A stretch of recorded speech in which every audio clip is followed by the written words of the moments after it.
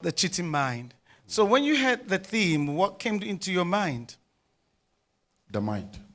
You see, the mind. And I like where Rev was going, because one of the things we need to first of all settle is to understand that. Because when I saw the cheating man, I said, just leave cheating. The mind is the problem. Let's go to the mind. And once a lot of us don't understand the mind and how powerful the mind is. And that's why we find ourselves in a lot of issues. So for me, my plan, which is what I will start with now, is to first of all bring us to a place of understanding of what we call the human anatomy. And Rev was already, going there. So now you are a spirit. You have a soul. You live in a body. Yeah. You are not your body. Your body is the container.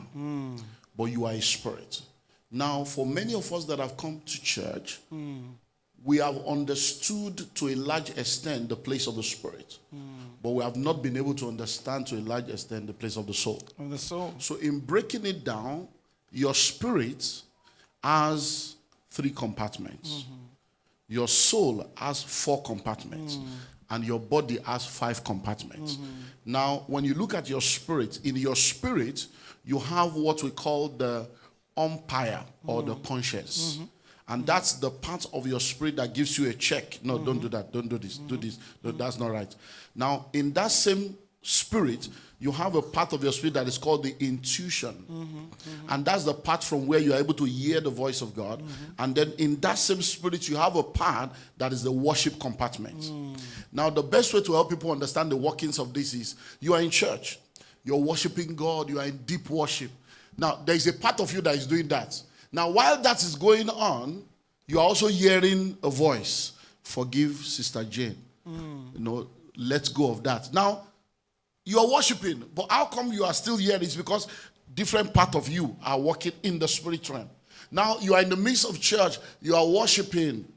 You are worshiping, and then someone passes by that has offended you, and you are like, oh, and the conscience said, no, don't do that. Focus on God. So that's your spirit. Now, when we come into the soul, you have your mind, you have your will, you have your emotion, and you have your intellect. Now, the mind is the central processing unit of your entire being. It stores everything. And now, many of us think that when we get born again, that everything just changes. No, when you get born again, it's your spirit that is born again. You are saved, you are being saved, and you shall be saved. So when you get born again, you are saved from the power of sin. It's instantaneous. It's a recreative work of the Holy Spirit. But you are being saved from the influence of sin. And that is a process. That's what we call sanctification. When we use all this big grammar in church, so people are like, which one is that? It simply means the renewing of your mind, the process of bringing you to a place where you are changing the software that runs your life.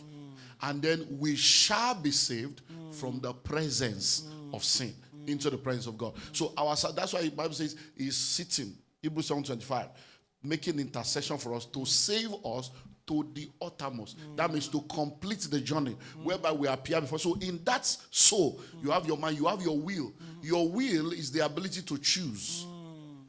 And even God cannot violate that will. He gives you the liberty to choose to come to him or not to come to him. So your mind, your will, then your emotion is the feeling part of you. And then your intellect is the thinking part of you. Then in your body, we have the 5 physical senses, which you understand. But now you see, in that your soul, there are 3 windows. One window opens to the past. That's the memory he was talking about. The memory gives you the ability to replay what has happened. That's why your mother died 10 years ago. And when you are doing advance, everybody's crying. The woman don't die, bone don't dry. But you see they cry. Why? Because by virtue of your memory, you did a memory recall. You recalled something that happened in the past, and it gives you an emotion in the present, and you are acting it out. Now, you have the second part of which is the contemplation. That's the ability to be able to analyze the now. The ability to sit down like the prodigal son and say, come on, even houseboy for my papa house, get house, they are eating. What's all this? I beg, I will return. The ability to think analytical. So some people are in a situation, but they just can't analytically think. Yeah. Then you have the imagination. Now, the imagination is the window that opens to the future. It gives you the ability to visit your future and make a decision whether you want to go to that future or not. Yeah. So now, why do we have issues like this? When we get born again, we are saved. The work of Christ is complete. You are saved. But you now need to give attention to the word, attention to prayer, attention to so that you will go through that process of the renewing of your mind. It's when your mind is not renewed and your mind is still being influenced by the software of yesterday, that's where the problem starts from. All right. So thank you so much. Would you put your hands together for that knowledge?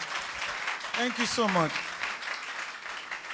Now, you have taken the mind, but can we please link it to the cheater's mind? Okay, so now... How do they process what leads them? What inspires them? Well, inspire is usually used in a positive light. Yeah. So what drives them? Let me use that word. Okay, so what now, drives them into having that kind of mind? So let's go deeper now. When we talk about cheating, we are talking about romantic cheating, yes. infidelity, sex, and all that. Yes. The question then is, what is the sexual organ? Yes. That's where the problem is. The mind is the sexual organ. Yes. Not the penis, not the vagina, the mind.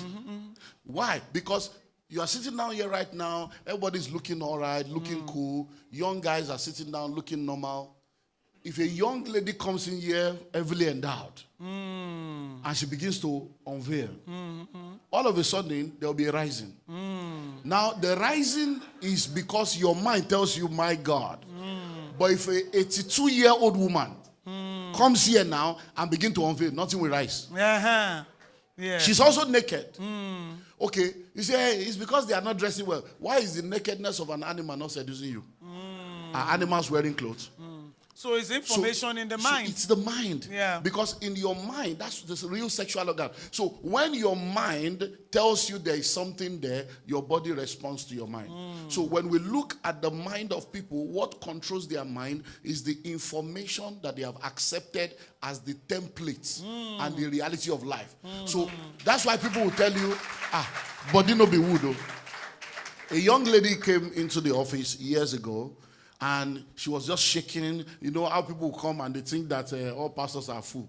So she just came. She was just doing like this, telling me, oh, in fact, I don't know, I just need prayer because I have to have sex every day. So I have to have sex every day. In fact, I don't even know. It's as if I don't have sex. And she was talking, saying, even you now, if you tell me to sleep with you now, how can I say no? Can you imagine? So I looked at her and said, you must be very foolish. Yes. You think, say, all this labor that to come finish her for this kind of place, go happen. But now, by the time we're able to come, I now asked her a question. I said, you say you cannot sleep, you can't do without sex. So I asked her a question. I said, if the American president tells you now that for the next 1 year, you should not have sex, and if after 1 year of not having sex, they will give you American citizenship and $1 million. Well, you say, almost sex go wait, oh. So that means she knows that she can do it, but she has been conditioned to believe that. So most of the time, it's the beliefs, the mindset of people. The belief system. It's the belief system that enforces these things. And then you become weakened because you believe that, oh, if I do this or if I don't do this. So we need to change the information that we have received, because most of us are just product of our environment, product of our upbringing, product of our association, and product of the information that we have. And once we're able to work on our environment, you can rise above your environment. That your background is poor does not mean your back should be on the ground. So you may come from a poor background, and that's not the end of the road, because your present state is not your final status, and God does not consult your past to determine your future. Yes. Then when you look at your association, everybody cannot be your friend. Yes. Some people are just supposed to be in the outer court of your life. Hi, good morning, that's all. You shouldn't cross that. But when you think that you have what we call, approval addiction, you just want people to love you. You find it difficult to be able to be in a space where... I think in relationship they're called attachment. It's a bond. You just want somebody... So if people don't like you, you just want to please them. You want to do everything to make them accept you. And it doesn't work like that. Everybody cannot like you. Woman of God, Jesus Christ died. The man shed in blood. They never receive her. person will die, shed blood. Oh. Some people did not. They are still not received that. Say, they're you. Even if you shed your blood, they won't accept. Yeah. So when you look at your environment, your upbringing, your environment, your association, and your information, and you're able to work on that, it helps your mind. And then once your mind is in that state, the Bible talks about the mind of Christ. Yes.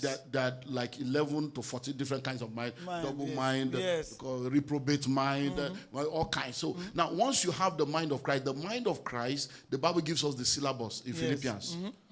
Whatsoever things are true. Oh, yeah. Whatsoever things are pure. 4:8, yes. Whatsoever things are just. Whatsoever things are honest. Whatsoever things are virtuous. Now, that's the God's taught syllabus. So when you are thinking of the mind of Christ is documented there. It's the mind that thinks the word, that thinks positive. So even when something comes to try to sway you, you go back to alignment. Yeah. Because you are human, so distractions will come, but you quickly align yourself because you are functioning based on a software that's called the mind of Christ. Wow. Put your hands together. Thank you so much. I have a question here. It says, my husband cheated and told me about it by himself. Since he did that, I have been so full of hatred for him that I'm afraid I may harm or kill him if I don't leave his house. I need help urgently. Yeah, she really needs help. One of the questions that we have received. Now, she needs help. You see, one thing we need to understand is that, but for grace, there goes high. Many of the people you see that have done things that are contrary to expectation, if they had the ability to be able to know what to do and do what needs to be done, that's why people feel bad. The Bible talks about human sorrow and it talks about godly sorrow. Now, listen to this, please, everybody. Godly sorrow leads to repentance. Human sorrow is when somebody has been caught. You have been caught in something wrong, and because of the shame of being caught, you are not like, oh, I don't know, it's the devil. You know, when they say it's the devil, as if saying, the devil remove the bra, I remove pants, the devil, everything is devil. So when people still have that ability to say, oh, I'm sorry, there is a miracle in motion. Because there are people that are sadists. There are people that even when they do, they will say, hey, so what you going to do? They will look at you, they are not even ready to change, they are not remorseful. You have a man that has done something wrong. You were not aware. By himself, he came to you. Please listen. What you see is perception. How you see it is perspective. For a man to carry himself to come and tell you, knowing the danger of being hated, the danger of all that he's doing, please honor that heart by connecting to God to help you go through that process. Now, if you look at the Bible, when we talk about marriage, divorce, and remarriage, one of the things that Jesus Christ said, except for adultery, is because he knows the danger. Because when there is cheating or infidelity in a relationship, it's a tripartite thing. It deals with the spirit, the soul, and the body. It messes up the entire cycle. But there is a law. Because in this life, there is a law called the law of forgiveness. Yes. Yeah.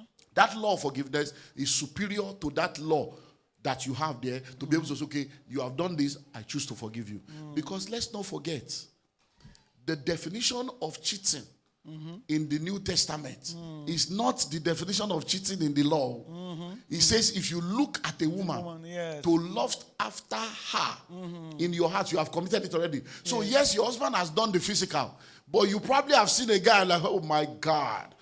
And God, you see your heart. But because you have not done physical one, you are now, somebody is coming to, instead of it to see it as, oh God, for him to do this is an opportunity for me to show him love, to be able to help him not to go back there.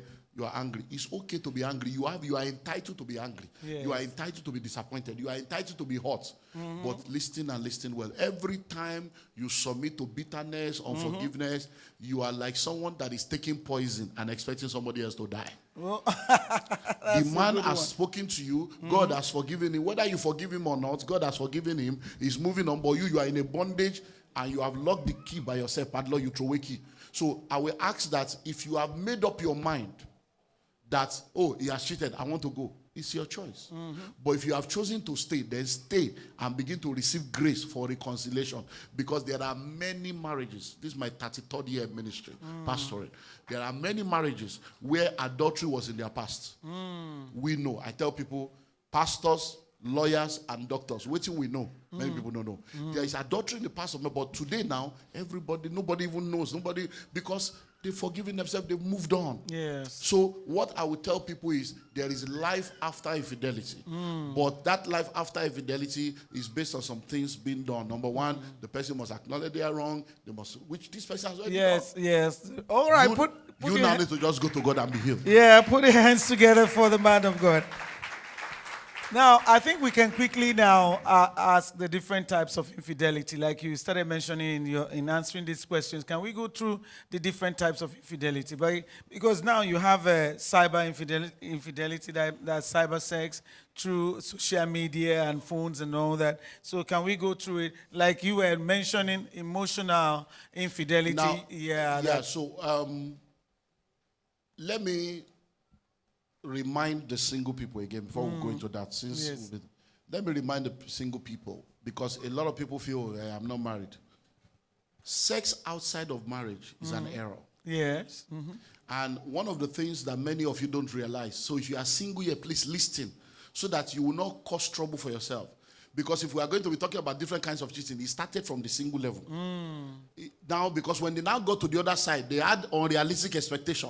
You see, when God says that you should not sleep around, God expects that both the man and the woman should get married as virgins. No, so you didn't do that, you were not a Christian, fine. But now you are a Christian. Now that you are a Christian, you go through what we call secondary virginity, and you allow God to help you. So that when you now finally get married, number one, if you are able to marry with purity, you have overcome the first error in marriage, the principle of comparison. Which will cause soul tie later. You see, people don't discuss this because once you get there, you have expectation. And on the first night or the first week, you enter, you're like, Kai, Jesus. If to say, nah, Kai. Mary. Like say, this one don't sabi do, and like, if to say, nah. But it's because you had a memory that shouldn't have been there if you have done it God's way. And you know the amazing thing about all this premarital sex, especially those of you that say you are Christian, but we are engaged, we are going to get married. Let me tell you the danger. Because we sit down in the counseling when they come and you're like, wow, you see the pattern.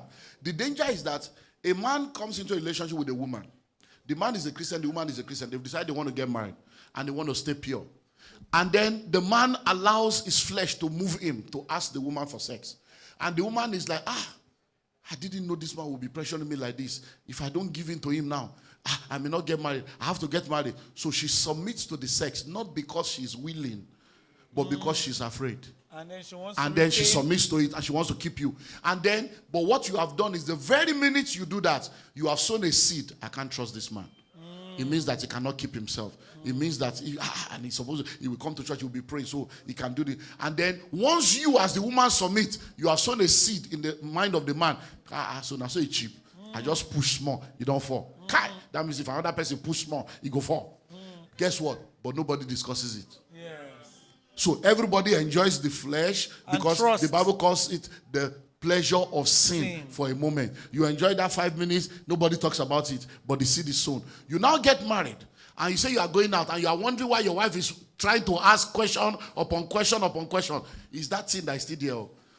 You see your wife going out, collecting compliments. Why did you collect it? You were talking to that guy tomorrow. You are wondering, why doesn't he trust me? It's the seed. So you sow a seed of distrust, and by the time you get to marriage, you see that you're going to create a lot of problems for yourself. So, singles, don't do it. Put your hands together. Put your hands together. Don't do it. Yes.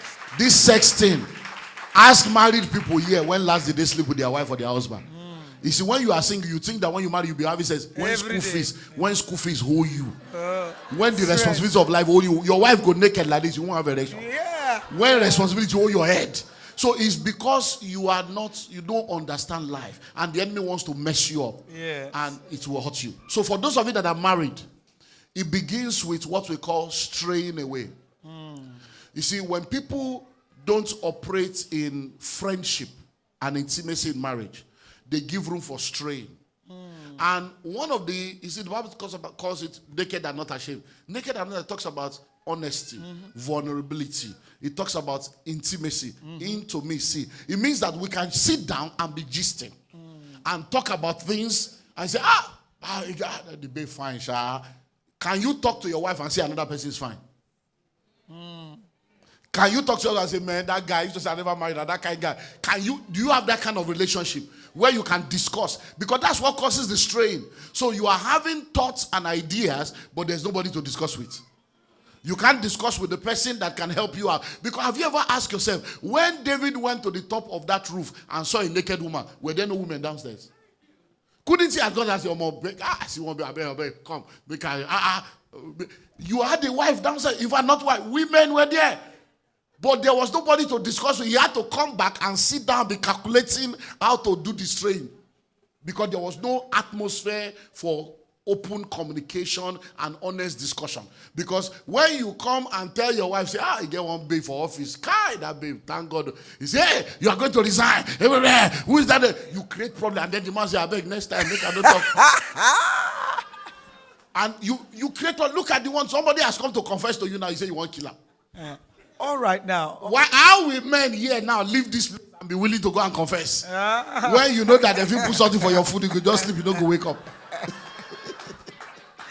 Wow. Pray. Put your heads together for our guests.